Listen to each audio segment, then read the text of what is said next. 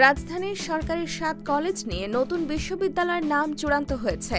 Dhaka central university নামে এই ৭ কলেজের কার্যক্রম পরিচালিত হবে।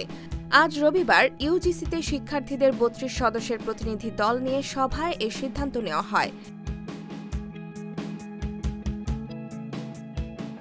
এর আগে নতুন এই বিশ্ববিদ্যালয়ের নাম কি হবে এ নিয়ে প্রতিনিধি দলের শিক্ষার্থীদের মধ্যে দুটি মত আসে। তাদের মধ্যে ১৭ জন ঢাকা সেন্ট্রাল ইউনিভার্সিটির পক্ষে মত দেন, তবে অন্য শিক্ষার্থীরা এই নাম চান না। তারা বলছেন, ঢাকা কলেজের পূর্ব নাম ছিল ঢাকা সেন্ট্রাল কলেজ। তারা ফেডারেল ইউনিভার্সিটি নামের পক্ষে মত দেন। পরে ইউজিসি তাদের নিজেদের মধ্যে আলোচনা করে সিদ্ধান্ত নিতে বলে।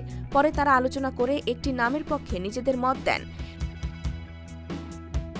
এর আগে গত ১৩ মার্চ বিশ্ববিদ্যালয় মঞ্জুরি কমিশনের পাবলিক বিশ্ববিদ্যালয়ের উপপরিচালক মোহাম্মদ জামাল উদ্দিন স্বাক্ষরিত এক বিজ্ঞপ্তিতে ৭ কলেজের নামকরণ সংক্রান্ত বিষয়ে ছাত্র প্রতিনিধিদের টিম লিডারদের মতবিনিময় সভা আয়োজনের ঘোষণা দেন। ঘোষণা অনুযায়ী আজ রবিবার ১৬ মার্চ ইউজিসিতে শিক্ষার্থীদের ৩২ সদস্যের প্রতিনিধি দলের উপস্থিতিতে সভা অনুষ্ঠিত হয় এবং সেখানে ঢাকা সেন্ট্রাল ইউনিভার্সিটি নাম চূড়ান্ত করা হয়।